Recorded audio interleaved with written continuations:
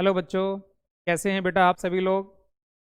चलिए बेटे, आज हम स्टार्ट करते हैं आपका इनकम टैक्स। तो ये आपका बहुत ही खास सब्जेक्ट है, काफ़ी इंटरेस्टिंग है, स्कोरिंग है। तो बेटे, जैसे आप लोग देखेंगे स्क्रीन पे मैंने लिखा हुआ है इनकम टैक्स एक्ट 1961। तो बेटा ये ध्यान देना, जैसे हम लोगों ने इससे पहले वाली वीडियो में डिस्कस किया था कि टैक्स क्या है। तो वहाँ पर बेटा हमने आपको बताया था कि हमारा टैक्स दो प्रकार का है, एक डायरेक्ट है, एक इनडायरेक्ट है। जो आपने अच्छे से समझा। आज हम सिर्फ और सिर्फ डायरेक्ट टैक्स की बात करेंगे बेटा, और डायरेक्ट टैक्स में भी इसकी इनकम टैक्स की बेटे, इनकम टैक्स की। तो आपको ये मालूम होना चाहिए बेटे कि जो इनकम टैक्स आप यहाँ पर पढ़ रहे हैं वो इनकम टैक्स किस एक्ट में कवर होता है। तो बेटा यहाँ पर एक्ट है 1961, यानी कि हमारा इनकम टैक्स इसी एक्ट के रूल एंड रेगुलेशंस के अकॉर्डिंग गवर्न किया जाता है, कंट्रोल किया जाता है। तो जिसके बारे में बेटा हम बीच बीच में कई बार जिसका रेफरेंस देंगे, कई बार आपको ऐसी लैंग्वेज यूज करनी पड़ेगी कि income tax act 1961 under section this this this. तो इस प्रकार से हम लोग आगे बात करेंगे। तो बेटा चलिए शुरू करते हैं। तो यहां पर देखिए बेटा, पहली लाइन में क्या लिखा हुआ है कि income tax is a charge. मेरे बेटे ध्यान दो, क्या लिखा है, income tax is a charge. Tax क्या है, एक चार्ज है। बेटा आपको याद होगा, मैंने पहले भी इसके बारे में बताया था कि टैक्स हमारा जो है वो इम्पोज किया जाता है, लेवी किया जाता है, या चार्ज किया जाता है। तो यहां पर बेटे चार्ज वर्ड यूज किया गया है कि income tax is a charge. इसके ऊपर बेटा ध्यान दीजिए, ओवर द इनकम, यानी कि इनकम के ऊपर चार्ज किया जाता है। किसकी इनकम, ऑफ ए पर्सन। बेटा ध्यान देना, पर्सन होना चाहिए।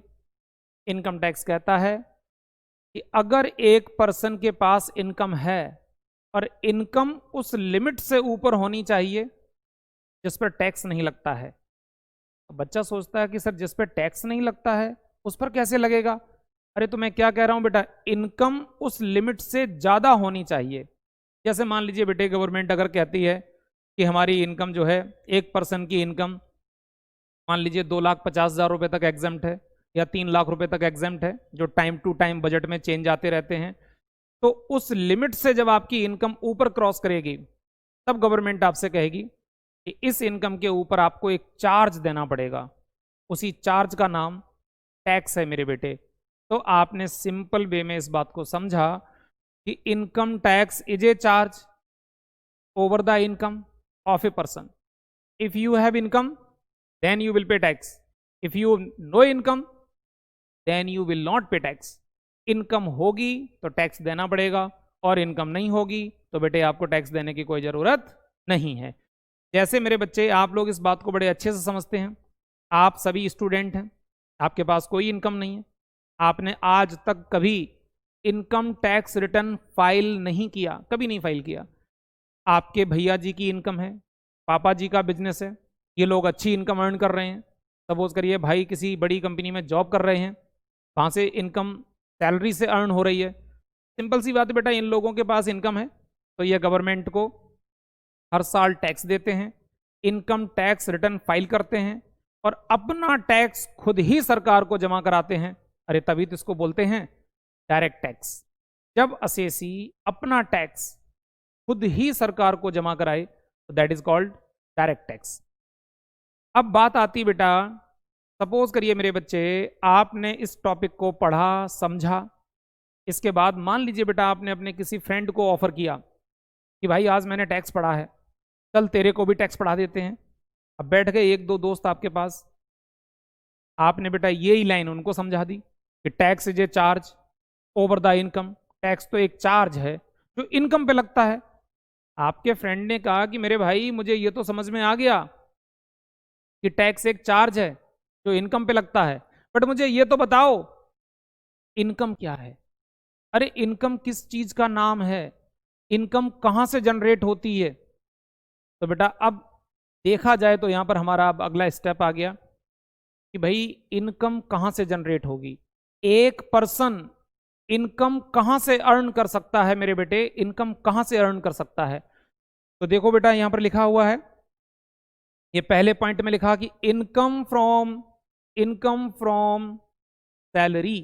मेरे बेटे आप सैलरी, आप एक बड़ी कंपनी में जॉब कर रहे हैं, आप एम्प्लॉय हैं और वो कंपनी आपकी एम्प्लॉयर है, तो आपके और उस कंपनी के बीच में एम्प्लॉय और एम्प्लॉयर का रिलेशन है, एम्प्लॉय और एम्प्लॉयर का रिलेशन है, तो मिलने वाला हर अमाउंट सैलरी कहलाएगा। बेटा जब मैं सैलरी वाला चैप्टर पढ़ाऊंगा तो मैं इसकी बड़ी अच्छी डेफिनेशन लिखवाता हूं, तो वहां पर कुछ ऐसी लैंग्वेज रहती है, सुनो ध्यान से।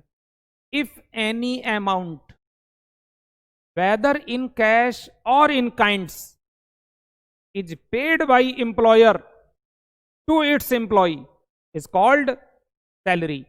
अगर एक एम्प्लॉयर अपने एम्प्लॉय को कोई भी अमाउंट पे करता है, whether it is in cash or in kinds, जैसे मेरे बेटे आपके भैया जी मान लीजिए किसी बड़ी कंपनी में जॉब करते हैं, चलो मैं आपको कंपनी दिखा देता हूं। देखो बेटा स्क्रीन पे देखिए, आपको दिखा रहा है कि ये टाटा कंपनी है, टाटा, ठीक है। सपोज करिए मेरे बेटे आपके भैया जी इसी टाटा कंपनी में रतन टाटा जी के यहाँ जॉब करते हैं। अब सपोज करो बेटा जब भैया जी इस बड़ी कंपनी में जॉब कर रहे हैं तो मैं समझता हूँ चलो उनकी सैलरी 40,000 है, 50,000 है, भैया जी को 40,000 50,000 रुपए का तो चेक मिल जाता है, फिर ऑफिस से घर, घर से ऑफिस आने जाने के लिए कंपनी की कार मिली हुई है। इनकम टैक्स वाले तो उसका भी वैल्यूएशन करेंगे कि तुमने कार का कितना बेनिफिट लिया, this is also salary. Company के ऑफिस में आपको फ्री में लंच ब्रेक मिलता है, मेडिकल फैसिलिटी मिलती है, इनके लिए पैसे थोड़ी मिलते हैं, कंपनी में फैसिलिटी मिलती है। तो मैंने यही कहा whether it is in cash or in kinds, तो दोनों को मिला करके जो अमाउंट बनेगा वो कहलाएगा सैलरी। अभी बेटा सैलरी पे ज्यादा चर्चाएं नहीं करेंगे, टेंशन मत लेना कि अगर आपको लगा सर कंपनी में हमने खाना खाया वो भी टैक्सेबल हो जाएगा, उसे भी सैलरी माना जाएगा। तो बेटे बड़ी सारी चीजें आप ऐसी डिस्कस करेंगे हमारे साथ कि भाई इस पर टैक्स लगता है, इस पर टैक्स नहीं लगता है, ये चीज टैक्सेबल है, ये चीज एग्जेम्प्ट है, माफ है।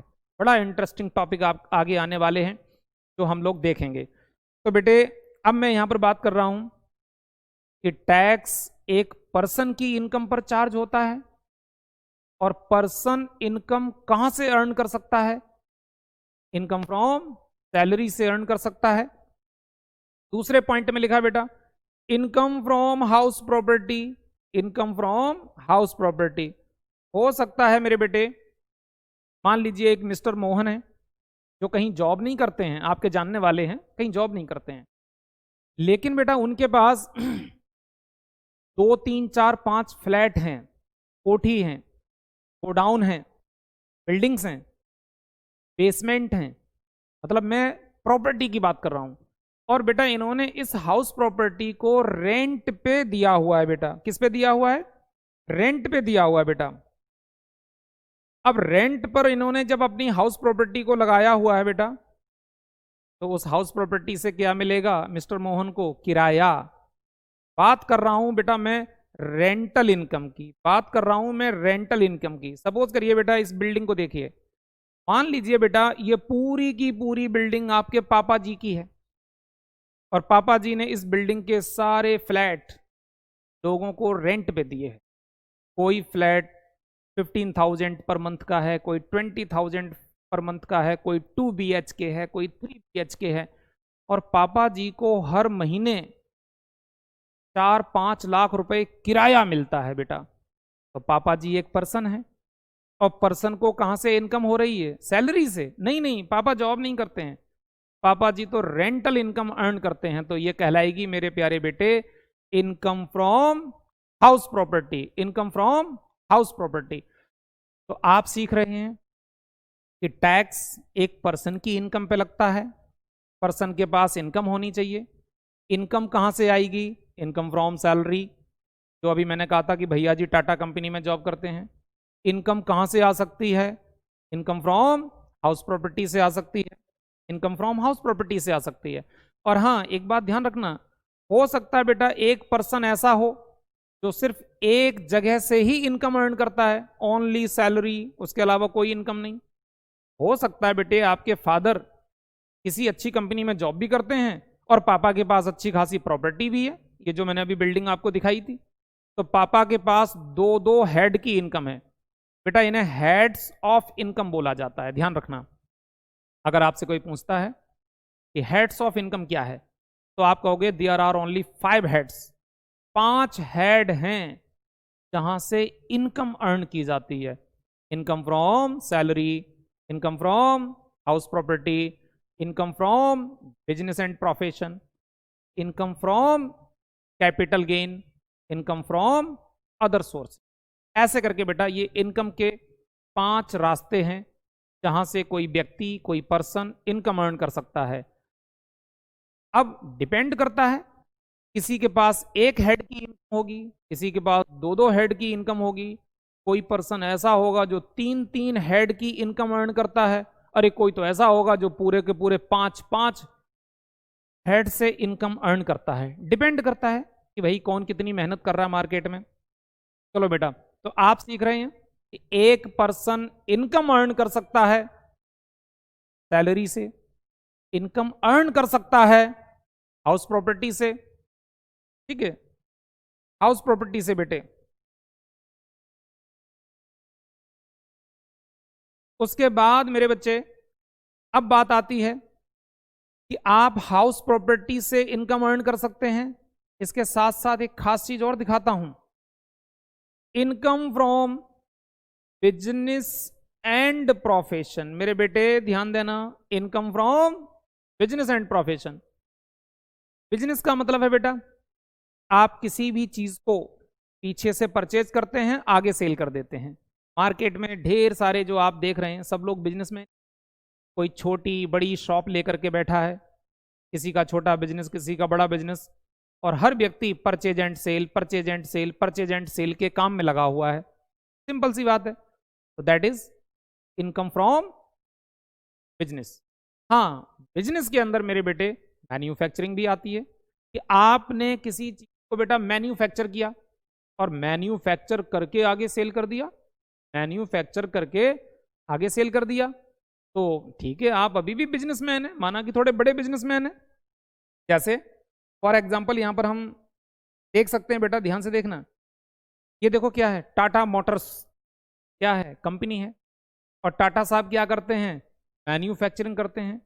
अरे ये कार बनाते हैं, ये बड़े बड़े ट्रक बनाते हैं, और भी बहुत सारी चीज की मैन्युफैक्चरिंग होती है। तो सिंपल सी बात है बेटा, एक कंपनी में मैन्युफैक्चरिंग हो रही है। हाँ, मैन्युफैक्चरिंग छोटे लेवल की हो, बड़े लेवल की हो, मैन्युफैक्चरिंग इज ए मैन्युफैक्चरिंग। आप चीजों को बनाते हैं और आगे सेल करते हैं, this is also called business. अब बात आई मेरे बेटे, आपने सीखा कि एक पर्सन इनकम अर्न कर सकता है, कहां से, इनकम फ्रॉम सैलरी। एक एक बात को दिमाग में बिठाओ बेटा, income from salary, income from house property, property को रेंट पे दे दिया, बिजनेस एंड प्रोफेशन, आप कोई बिजनेस कर रहे हैं, ठीक है जी, प्रोफेशन। अब प्रोफेशन की अगर बात करें बेटा, तो प्रोफेशन का मतलब है आपने एक प्रोफेशनल स्टडी की है, प्रोफेशनल डिग्री ली है, और बेटा on the basis of degree who provide the services in the market, that income is called professional income.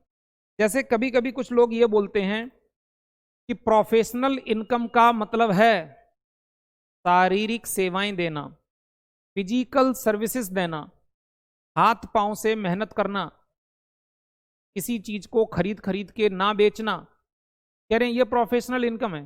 बेटा ये गलत बात, नहीं, ऐसा नहीं है। जैसे आप जानते हैं, एक एग्जांपल लो, सपोज करिए बेटे आपको दिल्ली से आगरा जाना है, मान लीजिए आप आगरा के रहने वाले हैं, दिल्ली से आगरा जाना है, आप अपनी गाड़ी से, अपनी कार से रेलवे स्टेशन पहुंचे, और जैसे ही आपकी वहां जाकर के गाड़ी खड़ी हुई तो कॉमन सी बात, फटाफट एक कुली आ गया बेटा, उसने आकर के पापा को बोला, बाबूजी कहाँ चलना है। पापा ने बताया राजधानी एक्सप्रेस में, ठीक है, कोच नंबर दिस। अब बेटा कुली ने सारा सामान उठाया और उस कोच में पहुंचा दिया, आप जा करके आराम से बैठ गए, पापा जी ने 100 रुपीज निकाल करके उस कुली को दे दिए। देखो, इसने केवल हाथ पांव से मेहनत करके सर्विस दी, पैसे लिए, चला गया। क्या ये प्रोफेशनल है? क्या ये प्रोफेशनल इनकम है? नहीं, नहीं, बिल्कुल नहीं। अगर बेटा ये इनकम प्रोफेशनल है तो फिर एक सीए की इनकम, एक डॉक्टर की इनकम, एक लॉयर की इनकम और एक कुली की इनकम, यार ये तो सब एक जैसी हो गई। एक तो बड़ा मामला गड़बड़ हो गया। याद रखना।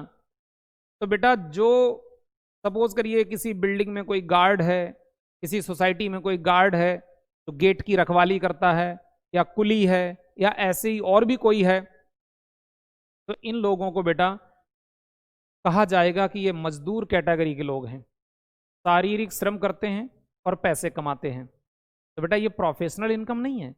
प्रोफेशनल इनकम का मतलब है देनी तो शारीरिक सर्विसेज ही है, लेकिन उसके लिए मेरे बेटे कहा गया है कि पहले प्रोफेशनल स्टडी करिए।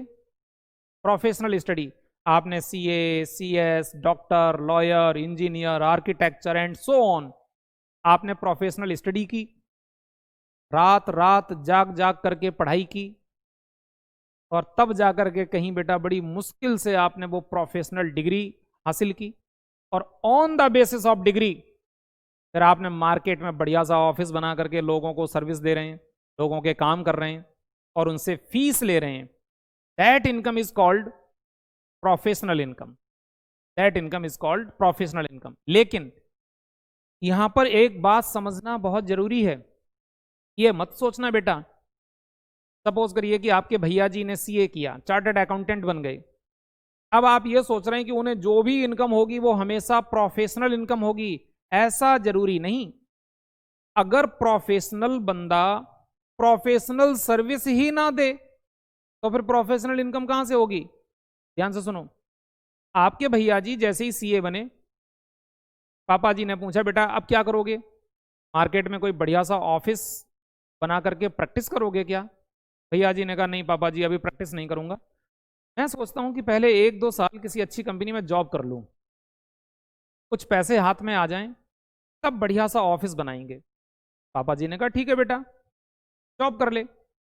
अब पता चला आपके भैया जी ने इसी ऑफिस में जाके, जो मैंने अभी दिखाया था बेटा आपको, ठीक है, ये रहा, आपके भैया जी टाटा कंपनी में जाकर के जॉब करने लगे, 60-70,000 पर मंथ सैलरी है। तो भैया ने पढ़ाई तो प्रोफेशनल की है, लेकिन वो लोगों को प्रोफेशनल सर्विसेज नहीं दे रहे हैं। यहां पर उन्होंने जाकर के जॉब ज्वाइन की है। तो रिलायंस कंपनी, वो सॉरी टाटा कंपनी क्या है? एम्प्लॉयर, और भैया जी क्या हैं? एम्प्लॉई। तो दोनों के बीच में एम्प्लॉय और एम्प्लॉयर का रिलेशन है। भैया को मिलने वाली इनकम क्या कहलाएगी? सैलरी इनकम कहलाएगी। तो बेटे ध्यान दो, आप सीख रहे हैं, एक पर्सन सैलरी से इनकम अर्न कर सकता है, हाउस प्रॉपर्टी को रेंट पे दे करके इनकम अर्न कर सकता है, बिजनेस कर सकता है, या प्रोफेशनल स्टडी करके, प्रोफेशनल डिग्री लेकर के अगर कहीं जॉब ले ली तो फिर आप सैलरी में चले गए।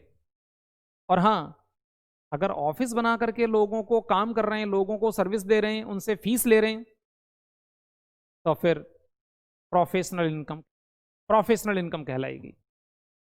और मेरे बेटे ध्यान से सुनो, इसके बाद इनकम को अर्न करने का जो हमारा फोर्थ हेड है, that is called capital gain.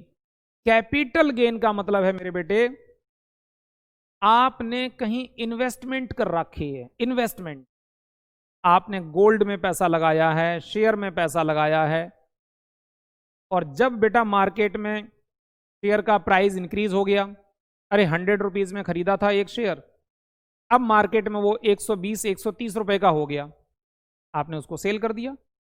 तो बेटा इन्वेस्टमेंट को आपने बेचा है, तो इन्वेस्टमेंट के बेचने पर जो प्रॉफिट होगा वो प्रॉफिट कहलाएगा बेटा कैपिटल गेन। वो कैपिटल गेन कहलाएगा।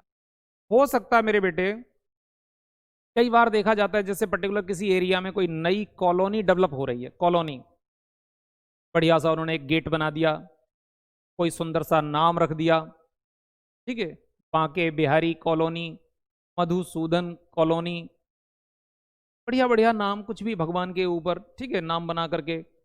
और आप देख रहे हैं कि उसके अंदर बेटा बढ़िया सी प्लॉटिंग की गई, बड़े बड़े प्लॉट काटे गए हैं, सुंदर सी रोड बनाई जा रही है, कॉलोनी डेवलप हो रही है।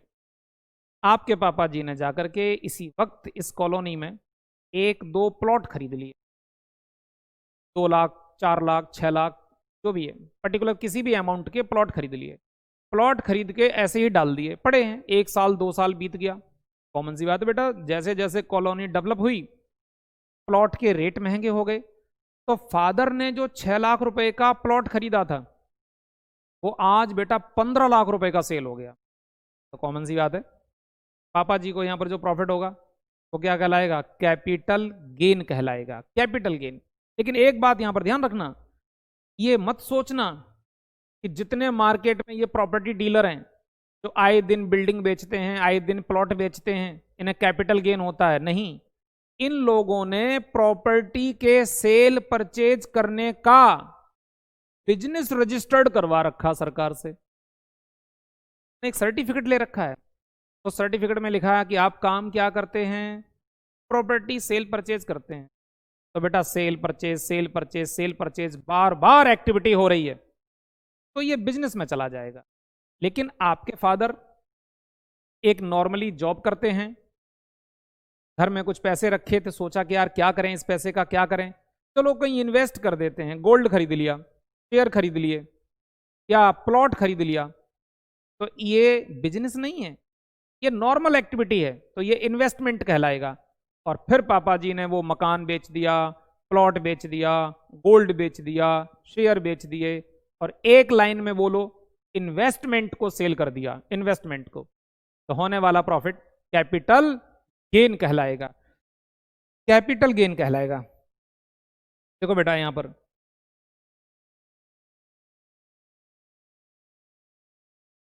तो इन्वेस्टमेंट के बेचने पर बेटा प्रॉफिट भी हो सकता है, लॉस भी हो सकता है। तो यूं मान के चलो बेटा, ये हमारे इनकम टैक्स के जो 5 हेड हैं, ये बहुत ही इंपॉर्टेंट 5 चैप्टर हैं बेटा। अगर सिंपल लैंग्वेज में बोला जाए तो सैलरी हमारा पहला चैप्टर, फिर दूसरा हाउस प्रॉपर्टी, तीसरा बिजनेस एंड प्रोफेशन, चौथा कैपिटल गेन, पांचवा अदर सोर्सेस। ये 5 चैप्टर आपका मोर देन 70% सिलेबस कवर करते हैं। इसके बाद छोटे मोटे और भी 2 4 5 चैप्टर हैं बेसिक टाइप के, वो हम सारे चैप्टर डिस्कस करेंगे। जैसे देखिए बेटा यहाँ पर आप देख रहे हैं, लग रहा है जैसे पर्टिकुलर कोई एक न्यू कॉलोनी टाइप की डेवलप हो रही है, रोड बनी हुई है, लोगों का थोड़ा आना जाना हो रहा है। मान लीजिए बेटा आपके पापा जी ने इसी एरिया में जाकर के यहाँ पर कोई प्लॉट परचेज कर लिया, ओपन लैंड, और उसको 1 2 साल के बाद बेच दिया। तो प्रॉफिट होगा, वो प्रॉफिट मेरे बेटे कैपिटल गेन कहलाएगा। चलिए बेटा, तो कैपिटल गेन की बात हो गई। अभी तो मेरे बच्चे ब्रीफ आइडिया दे रहा हूं, अरे जब इस चैप्टर को स्टार्ट करूंगा पर्टिकुलर, तब इसकी डिटेल स्टोरी और बहुत सारी बातें आपको बताएंगे।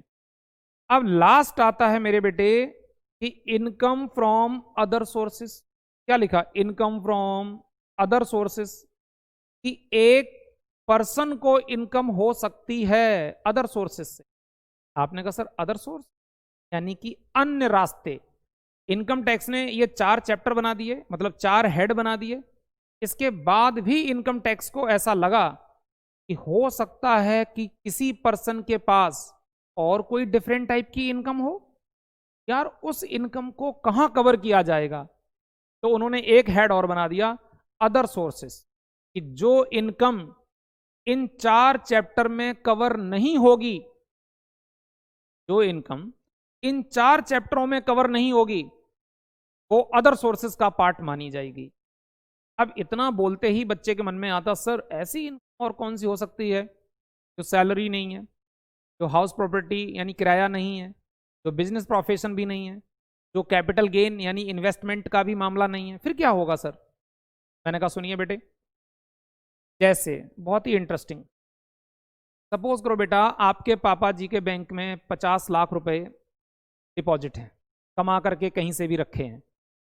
अब उस बैंक डिपॉजिट पर पापा जी को सपोज करो बेटा 2 लाख रुपए का या 3 लाख रुपए का बैंक इंटरेस्ट मिला। क्या मिला? इंटरेस्ट मिला। अब आप खुद सोचो बेटा, जो इंटरेस्ट मिला है पापा जी को, क्या वो सैलरी है, या मकान का किराया आया है, या कोई बिजनेस है, या कोई कैपिटल गेन हो रहा है? कुछ भी नहीं। फिर क्या है? Income from other sources, other sources. और सुनिए बेटा, इनकम टैक्स में ये भी है, ये कहा गया है, अगर किसी पर्सन को पूरे साल में टाइम टू टाइम आपको गिफ्ट मिलते हैं बेटा, गिफ्ट, वो प्रॉपर्टी गिफ्ट हो, वो कैश गिफ्ट हो, तो इसकी चर्चाएं आगे चल करके करेंगे कि गिफ्ट अगर आपको मिलते हैं, चलो सपोज करो बेटा, अगर आपको मन में लगता है अरे सर मेरे को तो कोई अभी गिफ्ट ही नहीं देता है, कोई बात नहीं बेटा, बड़े और हो जाओगे तब अब मिलने लगेंगे। बड़े बड़े लोगों को गिफ्ट मिलते हैं, जैसे रतन टाटा जी हैं, मुकेश अंबानी जी हैं, या किसी भी अच्छी हस्ती का नाम ले लो। तो लोग तो वो मौका ढूंढते हैं कि किसी बहाने से जाकर के इनसे मिलें और एक गिफ्ट पेश करें। तो सपोज करिए बेटे, आप मान लीजिए कि आपको पूरे साल में समय समय पर, कभी आपका सपोज करिए बेटा बर्थडे है, या मान लीजिए कभी बेटा सपोज करिए आपकी मैरिज एनिवर्सरी है, माना कि चलो अभी मैरिज नहीं हुई, कोई बात नहीं, आगे हो जाएगी।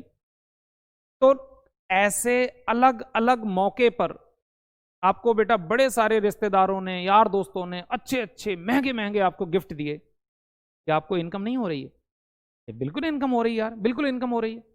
तो इनकम टैक्स ने कहा ये इनकम, गिफ्ट से होने वाली income, income from other sources का पार्ट मानी जाएगी। तो बेटा आपको कहीं से इंटरेस्ट मिले, और हाँ कहीं से डिविडेंट मिले बेटे, डिविडेंट, डिविडेंट, डिविडेंट के लिए कुछ ज्यादा नहीं, एक छोटी सी चीज दिखाऊंगा आपको, कंपनी को दिखा देता हूं।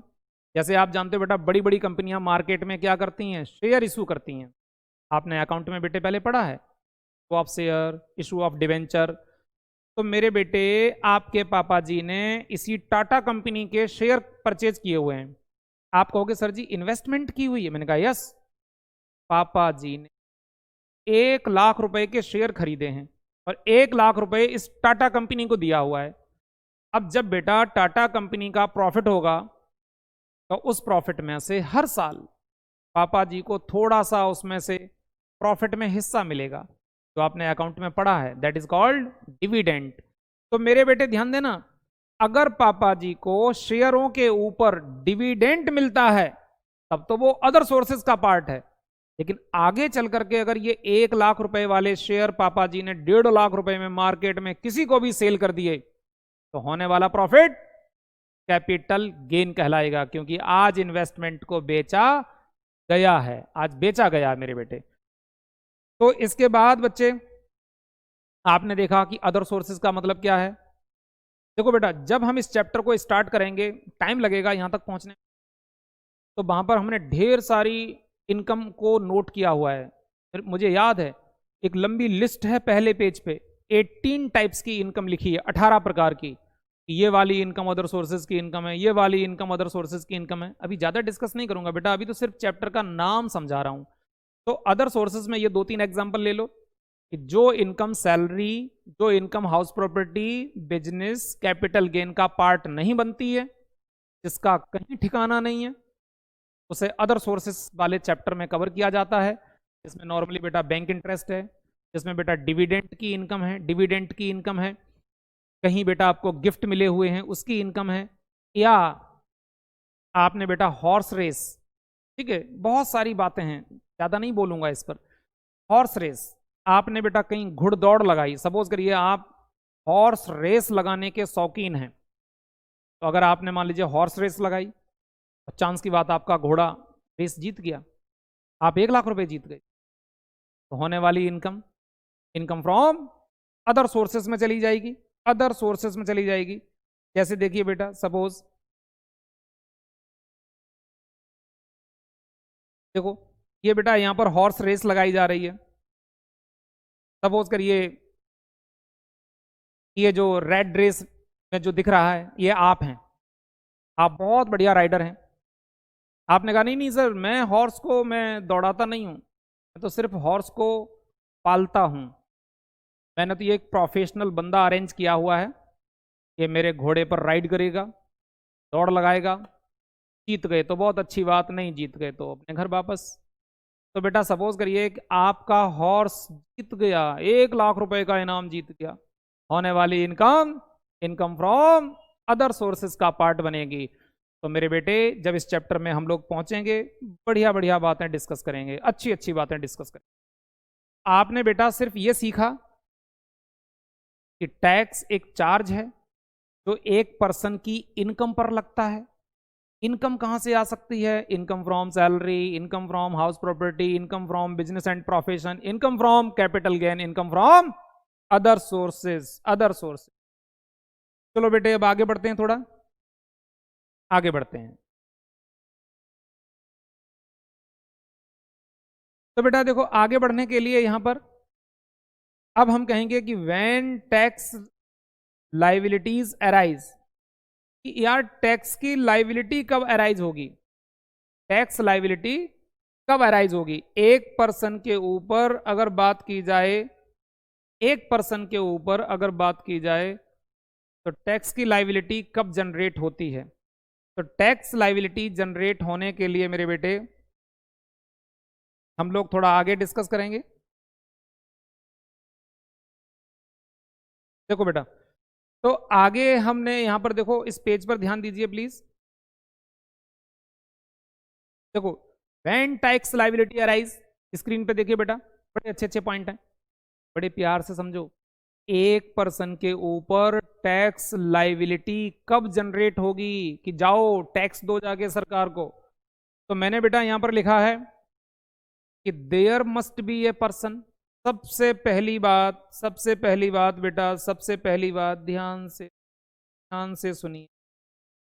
सबसे पहली बात क्या है? एक पर्सन होना चाहिए। अरे पर्सन ही नहीं होगा तो टैक्स किस पे लगेगा? सबसे पहली बात पर्सन होना चाहिए।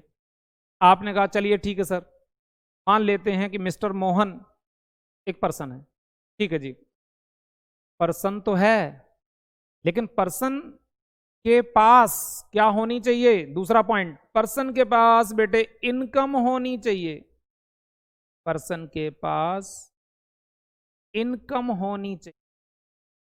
अगर पर्सन के पास इनकम ही नहीं है, जैसे बेटा आप तो चलो बच्चे हो, ठीक है, स्टूडेंट है, पर्सन है, लेकिन आपके पास इनकम नहीं है, अरे तो मामला यहीं खत्म हो गया, आपके ऊपर कोई टैक्स लाइबिलिटी नहीं आएगी। और वैसे भी तुमने बड़े लोगों को देखा होगा, गली मोहल्ले में ऐसे ही निठल्ले घूमते रहते हैं। जैसे वो सीरियल देखते हो आप, भाभी जी घर पे हैं, उसमें वो विभूति नारायण, लोग उनको बोलते हैं कि अरे यार ये तो खाली घूमते रहते हैं, इनके पास कोई काम नहीं है। तो सपोज करो यार पर्सन तो है बट उसके पास इनकम नहीं है, इनकम नहीं तो फिर टैक्स कहां से आएगा? तो टैक्स लाइबिलिटी कब आएगी? पर्सन होना चाहिए, पर्सन के पास इनकम होनी चाहिए। और इनकम, इनकम कितनी? 10 रुपए की या 100 रुपए की? नहीं, इनकम उस लिमिट से ऊपर होनी चाहिए जिस पर टैक्स नहीं लगता है। जैसे मान लो बेटा 2.5 लाख रुपए या 3 लाख रुपए पर टैक्स नहीं लगता फॉर एग्जाम्पल, तो आपकी इनकम उससे ज्यादा होनी चाहिए, तभी तो टैक्स लगेगा। अगर आपकी इनकम 1 लाख रुपए की है तो गवर्नमेंट कहेगी आप पर्सन हैं, आपके पास इनकम भी है, लेकिन 1 लाख रुपए की इनकम पे तो मैं टैक्स ही नहीं लेता हूं, जाओ अपने घर ऐश करो, खाओ पियो मस्त रहो। तो बेटा there must be a person, और फिर क्या लिखा? पर्सन मस्ट अर्न इनकम, और वो पर्सन इनकम अर्न करना चाहिए। और बेटा इनकम फिर क्या लिखा है? देखो ये हो गया बेटा हमारा पहला पॉइंट, ये हो गया बेटा दूसरा पॉइंट। बड़े अच्छे पॉइंट है मेरे बच्चे, तो लाइफ में बिल्कुल अच्छे से, ठीक है, अपने अंदर संभालो। Income must be related to previous year, बेटा रिलेटेड टू प्रीवियस ईयर, ये पॉइंट अपने आप में बहुत खास है। इस पे हम आगे भी बात करेंगे बेटा, आगे भी बात करने वाले हैं, अभी ये पॉइंट आएगा।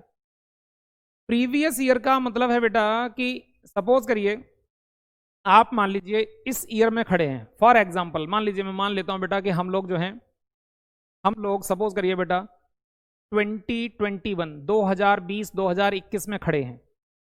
तो 2020 2021 में, अरे इसी साल की इनकम पर इसी साल में टैक्स थोड़ी लग जाएगा, नहीं नहीं नहीं, गवर्नमेंट हमेशा प्रीवियस ईयर, पिछले साल की इनकम पर, जो बेटा आपके पिछले साल की इनकम उस पर जाकर के नेक्स्ट ईयर में टैक्स चार्ज करती है।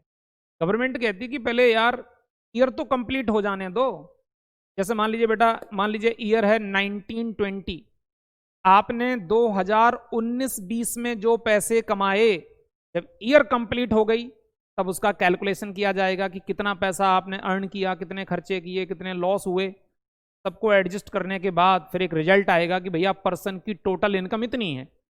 तो 2019-20 की इनकम पर 2020-21 में टैक्स लगेगा, 2020-21 की इनकम पर 21-22 में उसके अगले साल जाके टैक्स लगेगा। अरे यार ये तो सीधा सा कंसेप्ट है। एक बात बताओ बेटा, आप किसी कंपनी में जॉब कर रहे हैं तो आपको दिसंबर मंथ की सैलरी क्या दिसंबर में ही मिल जाती है? नहीं, कंपनी क्या कहती है, अरे मंथ तो पूरा होने दो, तब तो हिसाब किताब लगाएंगे कि कितना तुम्हारा ओवर टाइम है, कितना तुम्हारा ओवर टाइम है, कितना तुमने एडवांस ले रखा है, कितनी तुमने छुट्टियां कर रखी हैं। सारी चीज एडजस्ट कब होगी? पहले दिसंबर मंथ कंप्लीट तो होने दो। तो दिसंबर की सैलरी जनवरी में, जनवरी की सैलरी फरवरी में, फरवरी की सैलरी मार्च में। तो ठीक इसी प्रकार से प्रीवियस ईयर की इनकम पर अगले साल नेक्स्ट ईयर जाकर के टैक्स लगता है। तो बेटे बात करते हैं, पहले पॉइंट में लिखा there must be a person, एक पर्सन होना चाहिए, पर्सन के पास इनकम होनी चाहिए, इनकम पिछले साल की होनी चाहिए, प्रीवियस ईयर से रिलेटेड होनी चाहिए बेटे। ठीक है जी। इसके बाद बेहतरीन सा पॉइंट है बेटे, income must be exceed, income उस लिमिट को क्रॉस करे, from the limit which is not chargeable to tax under section 139 subsection 1। आपने कहा सर ये क्या आ गया?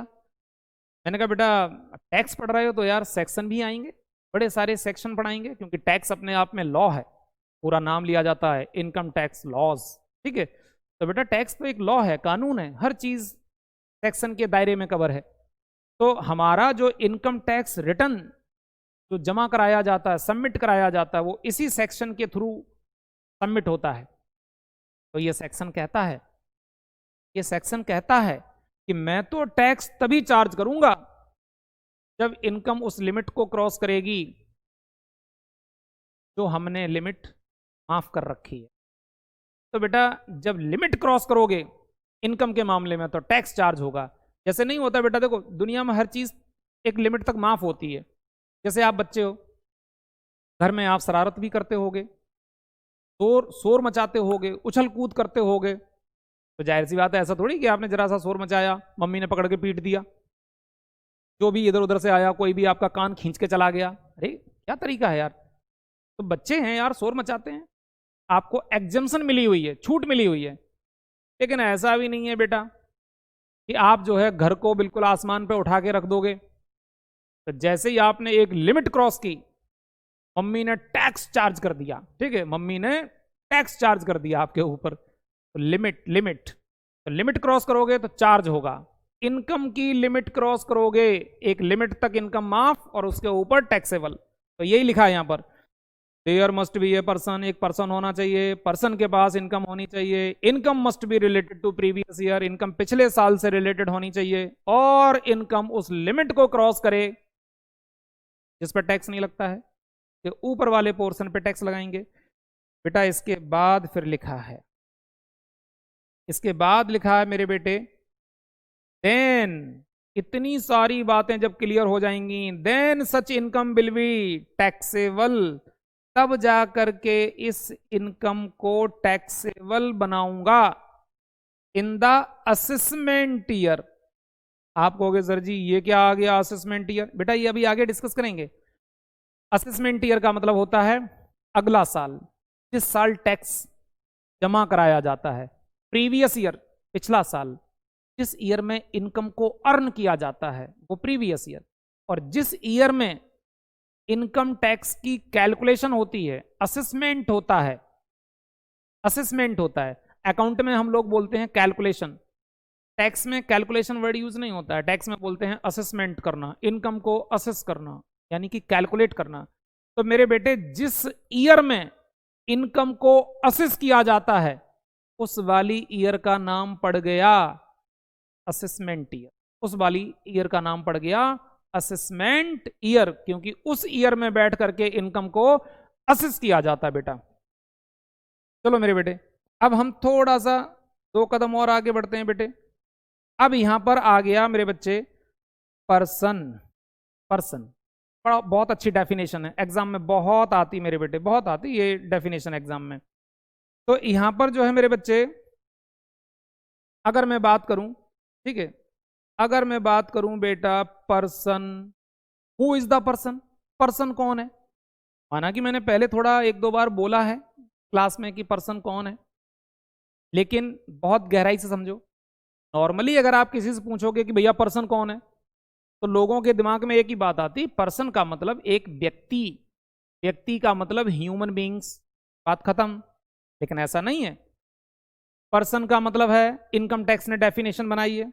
इनकम टैक्स ने कहा, क्या कहा कि इनकम टैक्स एक्ट 1961, हमारा इनकम टैक्स एक्ट 1961 का सेक्शन 2 सबसेक्शन 31 क्या कहता है कि पर्सन इंक्लूड्स, कह रहे हैं कि पर्सन में शामिल किया जाएगा। तो पर्सन में किसको शामिल किया जाएगा? देखो बेटा, एन इंडिविजुअल, ये याद करना बेटे, याद करना, ये एग्जाम में बहुत आता है। एन इंडिविजुअल, अगर कोई इंडिविजुअल है, राम श्याम सोहन मोहन सीता गीता वटेवर, और there is no age factor. बेटा एक बात ये ध्यान रखना, यहां एज फैक्टर का कोई मतलब नहीं है। अगर आप सोचो कि कोई 12 साल का बच्चा, 8 साल का बच्चा इनकम अर्न कर रहा है, आपने देखा अरे यार ये तो माइनर है, बात खत्म, टैक्स नहीं लगेगा। बेटा यहां पर वो वाली लॉ नहीं पढ़ा रहा हूं। इनकम टैक्स ने कहा जब 8 साल का बच्चा इनकम अर्न कर सकता है, तो फिर टैक्स देने में क्या शर्म आती है? तो वो टैक्स पे करेगा। हाँ यस, याद रखना, इनकम टैक्स ने कहा there is no age factor, age का कोई चक्कर नहीं है। आप देखते हो बेटा टीवी पे दुनिया भर के प्रोग्राम आते हैं, dance India dance, little champ, Saregama, और वो इंडियन आइडल, अरे एक से एक बच्चे आकर के यार परफॉर्म करते हैं और बढ़िया बढ़िया पैसा जीत करके लेके जाते हैं। देखा है ना टीवी पे प्रोग्राम बेटा? तो अगर कोई 18 साल से नीचे का कोई बच्चा बच्ची अगर इनकम अर्न करता तो टैक्स देना पड़ेगा। तो वो बच्चा क्या है? पर्सन है। तो मैंने कहा एक इंडिविजुअल, चाहे वो मेल हो चाहे फीमेल हो, एज कुछ भी हो, एज कुछ भी हो, इस बात से कोई लेना देना नहीं है। फिर पर्सन में और कौन आएगा बेटा? इसके बाद कंपनी, कंपनी पब्लिक हो प्राइवेट हो, छोटी कंपनी बड़ी कंपनी, इनकम टैक्स ने कहा कि अगर कोई कंपनी है तो कंपनी को पर्सन माना जाएगा in the eyes of the law. ये पढ़ा होगा अकाउंट में भी कभी कि company is an artificial person, पढ़ा है ना बेटा? Company is an artificial person in the eyes of the law. Company को कानून की नजरों में पर्सन माना गया है।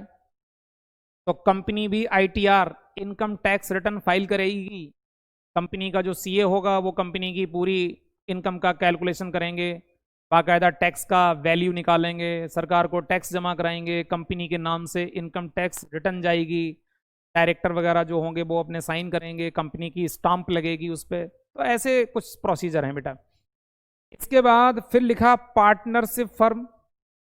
अगर बेटा कोई पार्टनरशिप फर्म है, पार्टनरशिप फर्म 12th क्लास में ही पढ़ा है बेटा आपने अकाउंट में, ए और बी ने आप उसमें पार्टनरशिप फर्म क्रिएट की और कोई सा भी बिजनेस काम धंधा चालू कर दिया, और अगर इनके बिजनेस को इनकम होती है तो पार्टनरशिप फर्म को as a person income tax return जमा करानी पड़ेगी और सरकार को टैक्स देना पड़ेगा बेटा।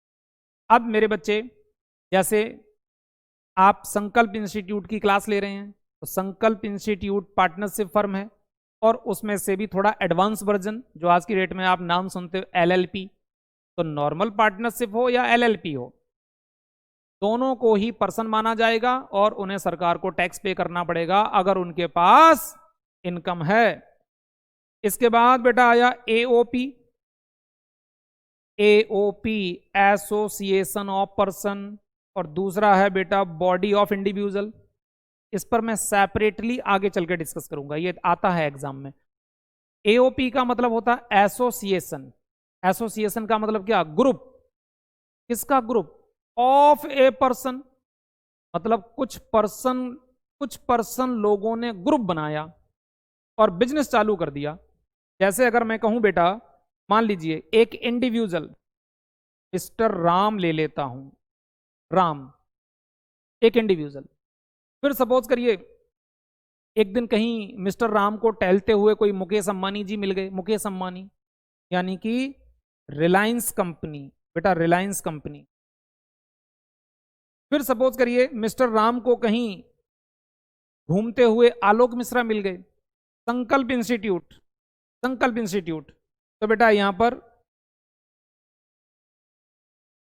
संकल्प इंस्टीट्यूट, इन तीनों लोगों ने मिलकर एक ग्रुप बनाया और ग्रुप बना करके यार इन्होंने मार्केट में कोई काम चालू कर दिया, तो यार इन्हें भी तो पर्सन ही कहा जाएगा, क्योंकि पर्सन का ग्रुप पर्सन कहलाएगा यार, और क्या है। तो इसमें देखो कौन कौन शामिल है, एक राम इंडिविजुअल पर्सन है, रिलायंस कंपनी एक कंपनी है, कौन है? पर्सन है। संकल्प इंस्टीट्यूट कौन है? पार्टनरशिप फर्म, एक पर्सन है। और इन पर्सनों ने मिलकर के एक ग्रुप बनाया, तो that group is called person. Person. तो बेटा आप पढ़ रहे हैं एओपी, ऐसा ही होता है बेटा बॉडी ऑफ इंडिविजुअल। डिस्कस करेंगे बहुत अच्छे से आगे इस टॉपिक को। इसके बाद बेटे फिर आया आर्टिफिशियल जुडिशियल पर्सन। आर्टिफिशियल और जुडिशियल पर्सन। तो आर्टिफिशियल जुडिशियल पर्सन में हमारे पास इसके एग्जाम्पल के रूप में बेटा आप ले सकते हो, जैसे कोई मंदिर है, मस्जिद है, गुरुद्वारा है, चर्च है। मंदिर, मस्जिद, गुरुद्वारा, चर्च, इन सबको आर्टिफिशियल जुडिशियल पर्सन की कैटेगरी में डाला गया है। इन्हें भी पर्सन माना गया है, पर्सन माना गया है। अगर मेरे बेटे इनके पास इनकम है तो सरकार कहती इन्हें भी टैक्स देना पड़ेगा। अगर आपने कहा सर मंदिर मस्जिद को भी नहीं छोड़ा, मैंने कहा हाँ बेटा, सेक्शन 11 और 12 में आगे डिस्कस करेंगे, एक चैप्टर आएगा चैरिटेबल ट्रस्ट के नाम से, चैरिटेबल एंड रिलीजियस ट्रस्ट के नाम से एक चैप्टर आगे पढ़ाऊंगा। तो उसमें बताऊंगा कि सेक्शन 11 और 12 में इन लोगों को छूट मिली हुई है, लेकिन इन्हें सरकार को यह बताना पड़ेगा कि भक्तों से कितना चढ़ावा आया है। जैसे आप जानते हो बेटा, बड़े बड़े अच्छे अच्छे मंदिर हैं मार्केट में, जैसे सपोज करिए गणपति बप्पा मोरिया, शिरडी वाले साईं बाबा। अगर उधर बात करें बेटा मक्का मदीना, यार ये एक से एक ऐसे हमारे रिलीजियस प्लेसेस हैं जहां दुनिया भर का चढ़ावा चढ़ता है, चढ़ावा ढेर सारा पैसा।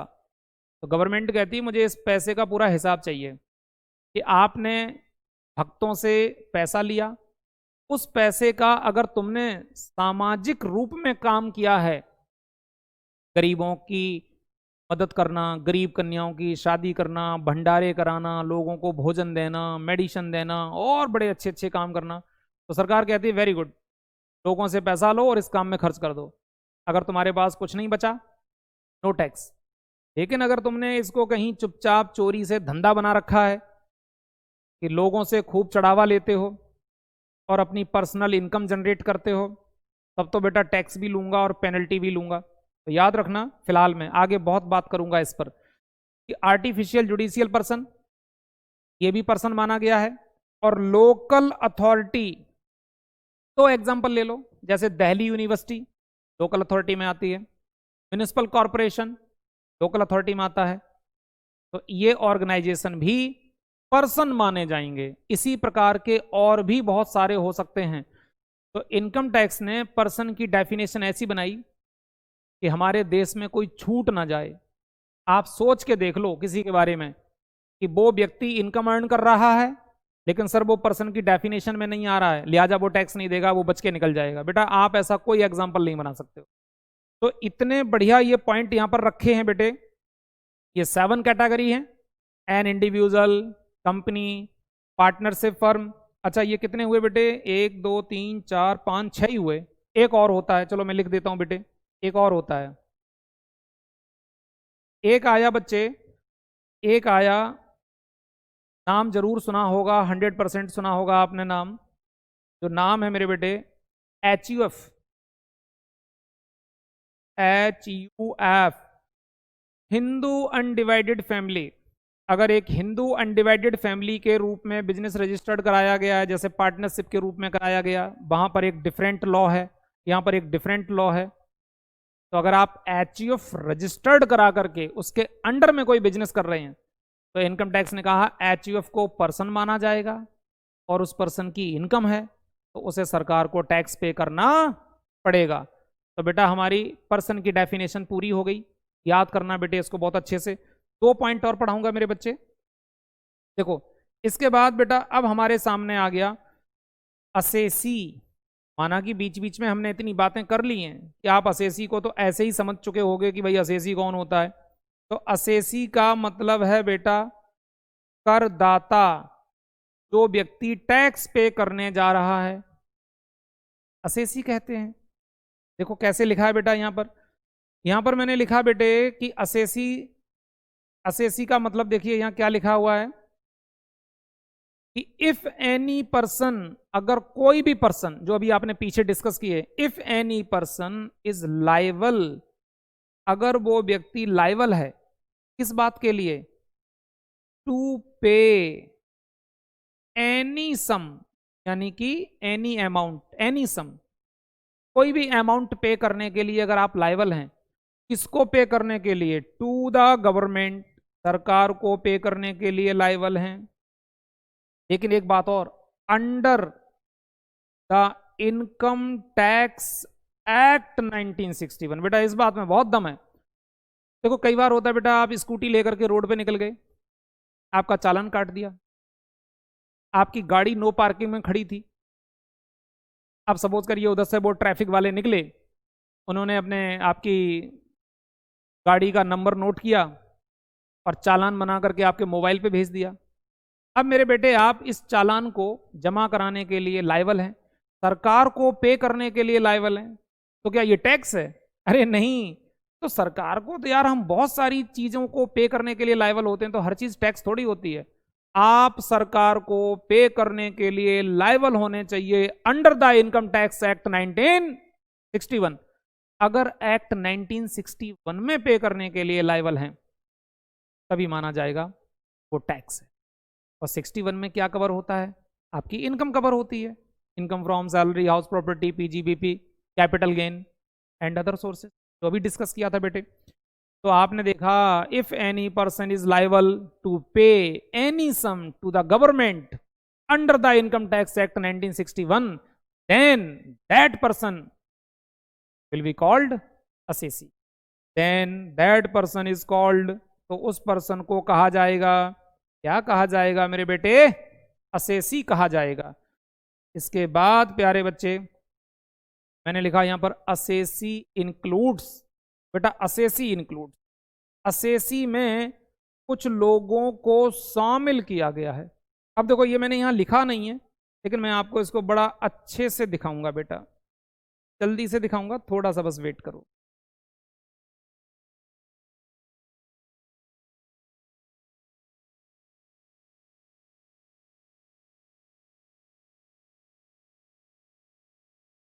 देखिए बेटे ये आपका नोट्स है, ठीक है। इस नोट्स में आपको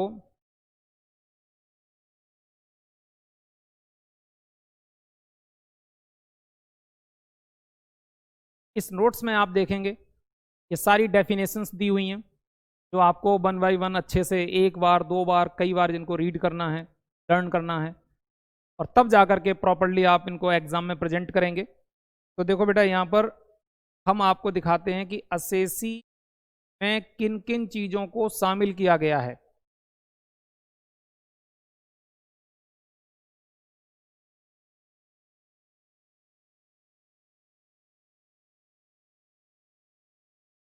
देखो बेटा ये आप देख रहे हैं यहाँ स्क्रीन पे क्या लिखा, असेसी। असेसी में देखो बेटा नीचे लिखा है, एक तो सिंपल लैंग्वेज लिखी, any person who is liable to pay any tax और any other sum under the income tax act 1961, जो अभी मैंने आपको बोला।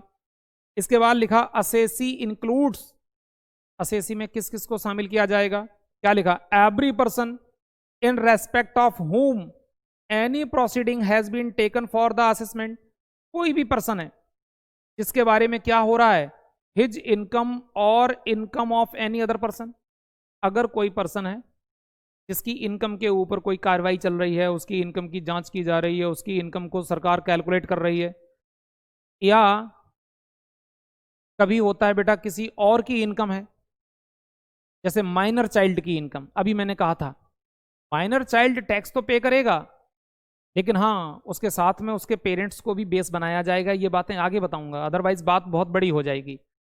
तो अगर आपकी इनकम की कैलकुलेशन की जा रही है, आपको असेस किया जा रहा है, तो माना जाएगा you are assessee. Loss sustained, बेटा अगर आप कहते हो सरकार को नहीं नहीं मेरे पास तो कोई इनकम नहीं है, मुझे तो इस साल बिजनेस में लॉस हो गया, गवर्नमेंट कहती कोई बात नहीं, लॉस हो गया तो आप टैक्स मत दो, लेकिन आपके यार लॉस का कैलकुलेशन तो करना पड़ेगा ना कि आपका लॉस कितना हुआ है, सच्चाई को तो जानना पड़ेगा। तो बेटा आपके लॉस का कैलकुलेशन हो रहा है, यानी कि आपको असेस किया जा रहा है, असेस किया जा रहा तो you are assessee, you are assessee. Amount of refund, कभी क्या होता है बेटा, मान लीजिए कि आप पिछले साल आपका टैक्स ज्यादा जमा हो गया, टैक्स ज्यादा जमा हो गया, अब गवर्नमेंट फिर ऐसा भी करती है, अगर टैक्स ज्यादा जमा हो जाता तो रिफंड भी हो जाता है, तो रिफंड के कारण से आपको असेस किया जा रहा है कि भाई पिछले साल इनका कितना टैक्स बनता था, कितना टैक्स ज्यादा जमा करा दिया, चलो इतना इनका रिफंड कर दीजिए, तो देखो आपको फिर असेस किया गया, कैलकुलेट किया गया, देन यू आर असेसी। इसके बाद बेटे फिर लिखा है every person deemed to be an assessee under the act. अब एक्ट, एक्ट का मतलब वही बेटा इनकम टैक्स एक्ट 1961, जिसमें कुछ ऐसे मुद्दे आगे आएंगे कि उस एक्ट की वजह से कुछ ऐसी बातें असेसी के ऊपर, एक पर्सन के ऊपर आती हैं जहां उसको असेस किया जाता है, उसको कैलकुलेट किया जाता है, तो उस मामले में भी आपको असेसी बना दिया जाएगा। Every person deemed to be an assessee in default under the act, बेटे कुछ डिफॉल्ट के केस भी हम डिस्कस करेंगे, एक पर्सन डिफॉल्ट के मामले में भी असेसी बन जाता है, असेसी बन जाता है। इसके बाद बेटे every person in respect of whom any proceedings under the act has been for assessment of the fringe benefit, माना कि बेटे अब ये फ्रिंज बेनिफिट खत्म हो गए, कंपनी में पहले बहुत ढेर सारे जो बेनिफिट्स मिलते थे, जैसे लंच ब्रेक है, टी ब्रेक है, और भी तरह तरह की फैसिलिटी, तो सरकार उनका कैलकुलेशन करती थी कि भाई आपको इस कंपनी से सैलरी तो मिलती है, लेकिन सैलरी के साथ साथ आपको और बड़े सारे बेनिफिट मिलते हैं। अब आज की डेट में माना कि उन्हें हम फ्रिंज बेनिफिट नहीं बोलते हैं, कुछ और नाम से डिस्कस करते हैं, जो हम सैलरी वाले चैप्टर में चल के डिस्कस करेंगे। तो जब इस प्रकार से आपके ऊपर कैलकुलेशन की जाएगी, तो मेरे बेटे इन सभी मामलों में आप क्या बन जाएंगे, असेसी बन जाएंगे। ये एक डेफिनेशन है जो एग्जाम में बेटा बहुत आती है, तो आपको इसको बिल्कुल ऐसे ही प्रॉपर लर्न करना है अच्छे से कि आप एग्जाम में से प्रॉपर लिख सकें। अच्छा बेटे, इसके बाद में अब मान के चलो बेटा, अब ये लास्ट पॉइंट आ गया हमारा, इसमें लिखा है कि आप देख रहे हैं स्क्रीन पे एक हेडिंग आ रही है हमारी लास्ट में, इसमें लिखा है कि प्रीवियस ईयर।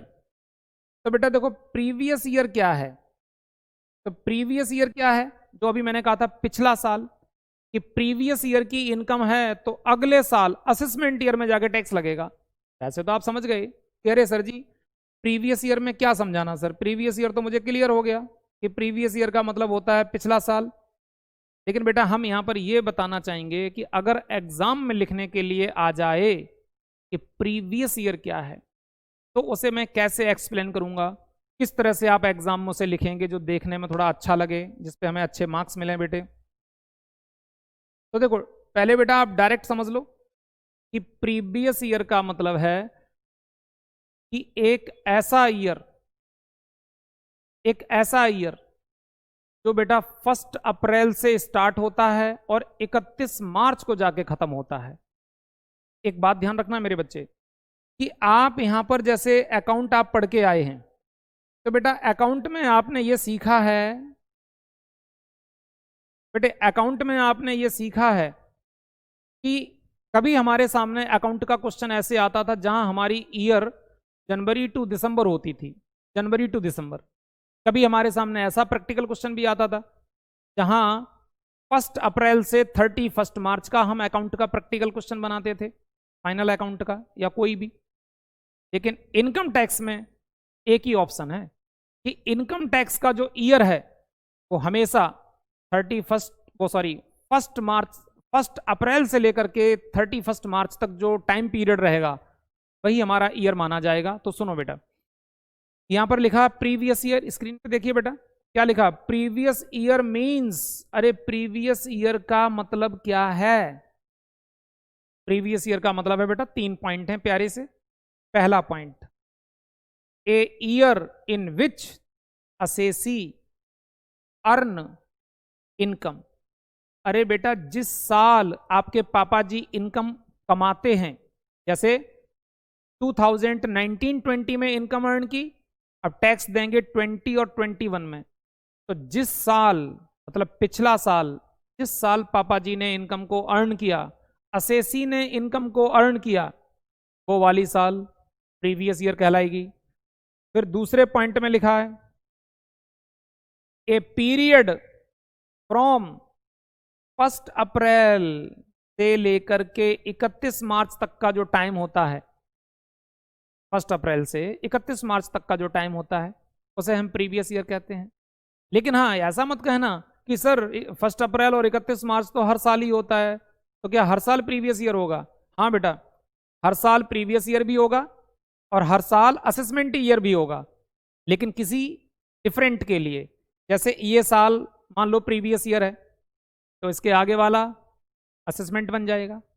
जब अगली साल इनकम अर्न करेंगे तो वो प्रीवियस ईयर कहलाएगा, लेकिन उसका जो अगला साल होगा जिसमें टैक्स देंगे वो असेसमेंट ईयर बन जाएगा। क्या दिक्कत है? तो बेटे यहां पर लिखा a period from 1 April to 31 March, ये प्रीवियस ईयर कहलाएगा। फिर क्या लिखा, ए 12 मंथ पीरियड, 12 महीने का समय, जस्ट बिफोर असेसमेंट ईयर, जो असेसमेंट ईयर से पहले हो। जैसे मान लो बेटा असेसमेंट ईयर, फॉर एग्जांपल मैं मान लेता हूं कि 2020-21 असेसमेंट ईयर है, तो 2020-21 से पहले 12 महीने का समय क्या होगा? आप कहोगे सर 2021 से पहले 1920 होगा। लो जी, बिल्कुल डेफिनेटली। अगर आज असेसमेंट ईयर है तो इसके पिछले 12 महीने का समय क्या कहलाएगा? प्रीवियस ईयर कहलाएगा। तो देखो पॉइंट 3 बना दिए, बात अल्टीमेटली एक ही है। एक वो साल जिस साल इनकम को अर्न किया जाए, प्रीवियस ईयर। वो साल जो 1 अप्रैल से 31 मार्च तक, वो 12 महीने का पीरियड जो असेसमेंट ईयर से पहले आता है, दैट इज प्रीवियस ईयर। अब मेरे बेटे यहां पर अब अगर देखा जाए तो अब हमारे पास एक लास्ट पॉइंट बचा है आज की क्लास के लिए। तो बेटा देखो, ये प्रीवियस ईयर तो आपने डिस्कस कर लिया अच्छे से मेरे बेटे। इसी प्रकार से अब हम डिस्कस करने जा रहे हैं असेसमेंट ईयर। बिल्कुल एक जैसा ही लैंग्वेज रहेगा, बस टाइम पीरियड का फर्क होगा मेरे बेटे, टाइम पीरियड का फर्क होगा। यहां पर लिखा assessment year means, assessment year का मतलब क्या है? तो बेटा जैसे प्रीवियस ईयर में बोला था, तो यहां पर बात आई assessment year means, assessment year का मतलब क्या है? देखो, a year in which tax liability is assessed, जिस साल तुम्हारा टैक्स कैलकुलेट किया जाता है वो ईयर असेसमेंट ईयर। जैसे मेरे बेटे आपने 2019-20 में इनकम को अर्न किया, 19-20 में, तो 20-21 में जाकर के नेक्स्ट ईयर आपका असेसमेंट होगा, टैक्स कैलकुलेट किया जाएगा, तो उसी साल को क्या कहेंगे? असेसमेंट। फिर बेटे आगे लिखा है, आगे लिखा है कि ए ईयर, ये हमारा बेटा पहला पॉइंट हो गया। ये दूसरा point, A year in which assessee पे टैक्स, जिस साल असेसी टैक्स पे करता है गवर्नमेंट को, वो वाला साल असेसमेंट ईयर कहलाता है। तो सिंपल सी बात है यार, मैंने 19-20 में इनकम को अर्न किया, 20-21 में मेरा टैक्स कैलकुलेट हुआ, तो 20-21 मेरा असेसमेंट ईयर। अब मैं 2021 में ही सरकार को टैक्स दूंगा, तो वो मेरा असेसमेंट ईयर। तो कुल मिलाकर के बेटा आप कहोगे सर जी बात तो एक ही है, इसको बार बार घुमा घुमा के क्यों कहा जा रहा है? तो बेटा ये लॉ है, इसमें क्या है ना, एक बात को ही थोड़ा थोड़ा डिफरेंस डाल करके अलग अलग लैंग्वेज में यूज करते हैं कि असेसमेंट ईयर ऐसे भी कह सकते हैं, असेसमेंट ईयर को ऐसे भी कह सकते हैं। तो ये पॉइंट है, जितने पॉइंट अच्छे से एग्जाम में लिखोगे उतने अच्छे मार्क्स आएंगे बेटा, तो सारे पॉइंट याद करने हैं। इसके बाद लिखा बेटा a period from 1 April to 31 March, ये प्रीवियस ईयर में भी सेम लैंग्वेज आई थी, यानी हर साल कभी न कभी प्रीवियस ईयर रही होगी और हर साल कभी न कभी असेसमेंट ईयर भी बनी होगी। जैसे बहुत पहले बेटा एक सीरियल आता था कि सास भी कभी बहू थी। अब ऐसा थोड़ी कि सास आसमान से सास बन गई पैदा हुई थी, अरे वो भी तो कभी बहू थी, बाद में जाके सास बन गई। तो इसी प्रकार से जो आज प्रीवियस ईयर है वो आगे जाकर के किसी के लिए असेसमेंट ईयर बन जाएगा, और जो असेसमेंट ईयर है अरे वो कभी किसी के लिए प्रीवियस ईयर भी रहा होगा। इसके बाद बेटे लास्ट पॉइंट है ए 12 मंथ पीरियड, 12 महीने का समय जस्ट आफ्टर प्रीवियस ईयर। तो बेटा प्रीवियस ईयर तो पिछला साल होता है, अब प्रीवियस ईयर के आगे वाले 12 महीने का समय, आगे वाले next, that is called assessment year. तो मेरे बेटे आज आपकी ये एक लेक्चर, एक क्लास प्रॉपर तरीके से कंप्लीट हुआ, ठीक है, जिसमें आपने सीखा कि इनकम टैक्स क्या है। तो इनकम टैक्स एक चार्ज है जो इनकम पर लगता है। तो वहां पर आपने सीखा था बेटा कि इनकम कहां से हो सकती है, salary, house property, PGBP, capital gain and income from other sources. फिर आपने बेटा बहुत सारी डेफिनेशंस भी देखी कि पर्सन क्या है, असेसी क्या है, असेसमेंट ईयर क्या है। तो मेरे बेटे इन सभी चीज़ों को बहुत अच्छे से तैयार करिए, बहुत अच्छे मार्क्स आते हैं इनकम टैक्स में, बशर्ते कि बेटा एक एक सेक्शन पर ध्यान दीजिए और टॉपिक को गहराई से पढ़िए। चलिए बेटा, ओके मेरे बच्चे, ऑल द बेस्ट।